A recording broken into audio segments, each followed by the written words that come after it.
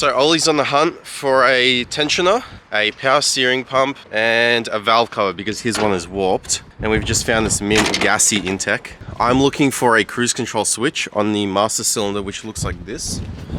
But we're just waiting for Zachy boy to arrive because he's got a shifter and we forgot to bring one because we're intelligent. Yeah, I don't know if this one's gonna work. No. Yeah, it's kind of one with the timing cover now. But you should seal his valve cover because it'll be clean because they're gassy. Yeah, but we don't have that. What's that? It's a 10mm, isn't it? Nah, it's a 13. Is it? Yeah. Don't we have a 13? Not a socket. I know what we can do. Shop it.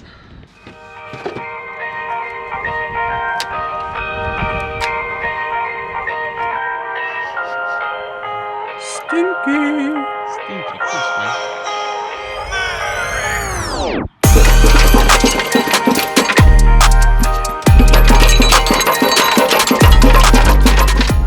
Would you slip it out there? Oh!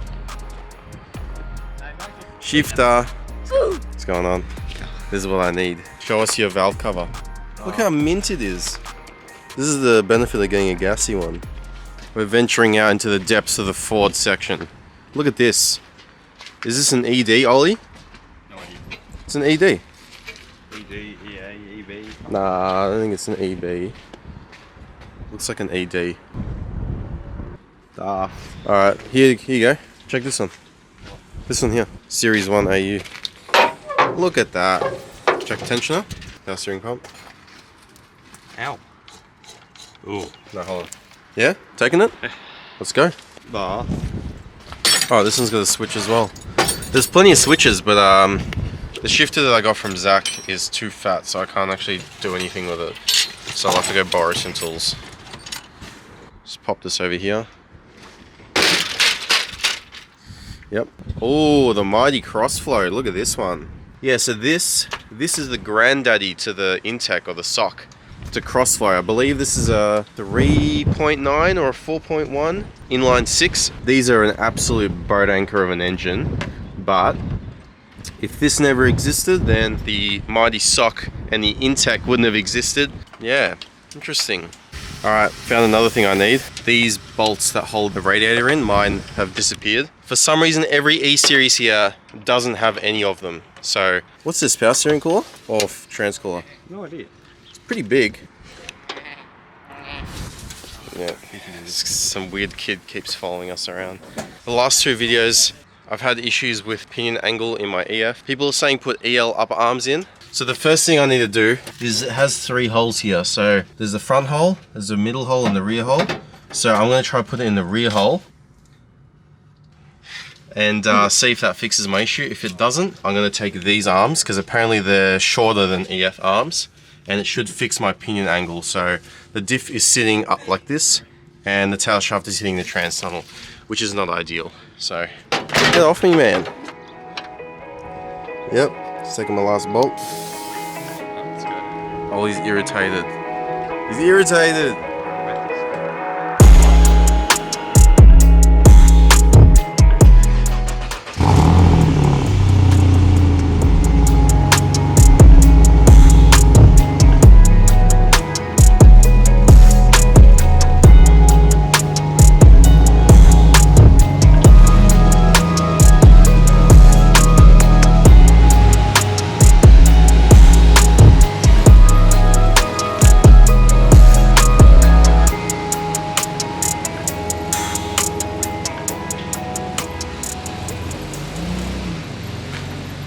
So Ollie and I just got back from the wreckers. Ollie unfortunately had to go have dinner with his family. However, I'm going to try and fix the rear end vibration I have on my EF.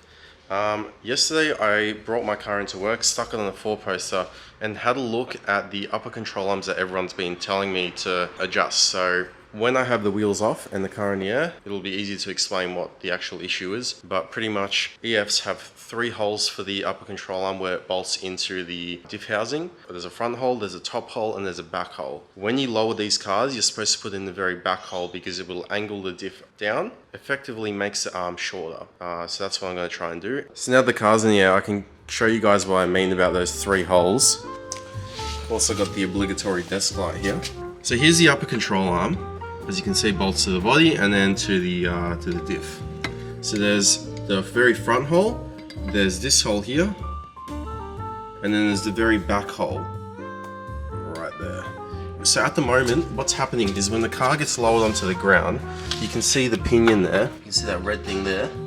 What basically happens is it angles up, and then the tail shaft hits the body or the floor of the car. Because the arm is effectively too long, it's angling the diff up. So if I put in the very back hole, it shortens the length of the arm essentially, and it's able to sort of flatten out the diff more and hopefully it won't rub onto the floor. So I'm just loosening off this bolt here. It goes obviously through the control arm. So I've just got one of them loose. That was very simple, just one 18mm bolt with a spring washer on the end. Just gonna move over to the other side. I love working on Falcons because you don't have to worry about them. Those cars, too expensive, too much stress. All right, so both the arms are out. I'm gonna jack up the diff housing in hopes to try and line this up as best I can because this is probably gonna be a pain in the ass. If I loosen this off, it might make it easier.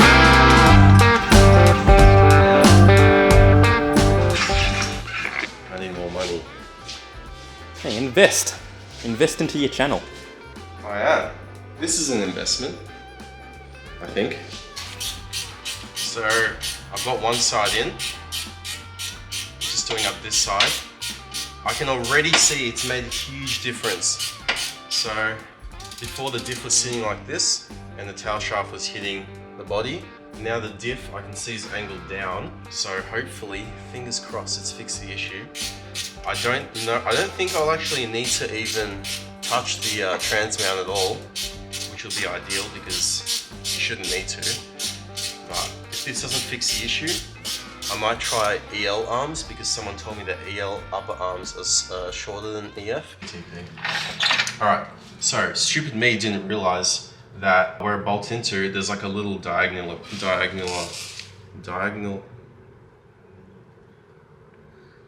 There's like a piece that's on an angle. Okay, so that piece there where you see the other side of the bolt going through, there's a little block in there, and normally it sits like towards the front, obviously, towards the front hole. And when I was threading it in, I didn't realize that you just have to push it down, and then a thread appears at the bottom. So I was essentially threading a bolt into nothing, and I'm like, why the fuck isn't it going in? And that's why. So now I'm going to put the suspension in laden, tighten this up, and then we'll take it for a drive, see if it's fixed the issue. Alright, so laden position basically means that you're jacking up your suspension to where when your car is sitting on the ground fully loaded, that's where your bushes are going to be, because if you tighten them while the suspension's fully dripped and you lower the car, the rubber is going to stretch. Basically it's going to give them like a Chinese burn. They're going to be in their unnatural position. I thought it'd have to be FT tight. It has to be MFT, moderately fucking tight. All right, car's on the ground now. I am very, very excited to see if it's fixed the issue because this car actually drives really well, considering, you know, the condition that I found it in. The only issue obviously is that pinion angle, and if it's fixed it, oh my god, I'm gonna be so happy. Holy shit. All right, the moment of truth. Let's see if it's actually fixed the issue. In theory, it should. But, you know, it is a project car at the end of the day, so...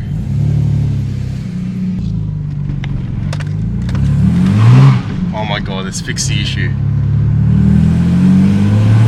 Holy crap! That drives so much better! Yes! Yes, EF. Good EF. Let's see. Like normally anything past half throttle in second, it would just vibrate. You never went in it before, Lockie, but First time. holy crap, the thing was absolutely rooted. I thought the diff was gonna fall out of it, but that there would just be like vibrating the whole cabin. See that? See that? It's got some power, mate. There's no chance it's faster than the MR2 though. I don't know, I guess you'll fuck around and find out.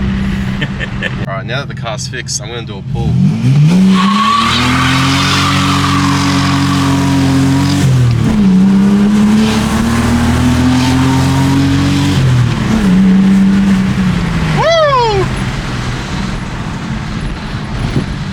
That fucking peels out.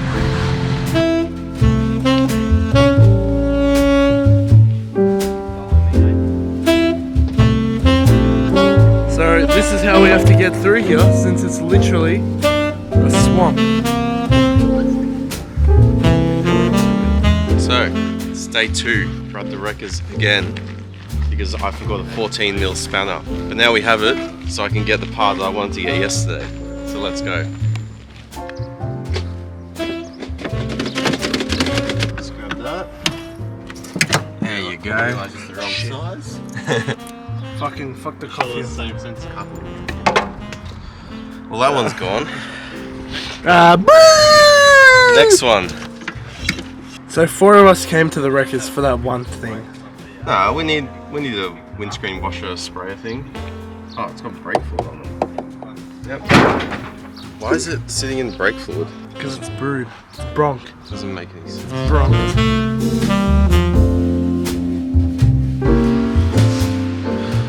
We got drenched. Massive thank you to Jackson for selling me this T5 extension. These are pretty rare to come by, so lucky I met a fan watches my videos, so thank you very much again.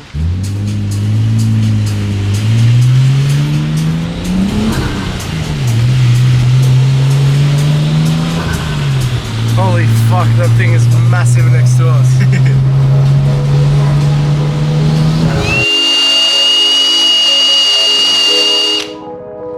So, this is obviously not necessary, but it's pretty easily replaced, and I figured, why not? So, hey, was that even properly plugged in? Terminals look pretty corroded. We'll change it, see if it does anything. So it's just 14mm. Crack it loose. Oh, brake fluid coming out. Alright. Quick changeover. There we go.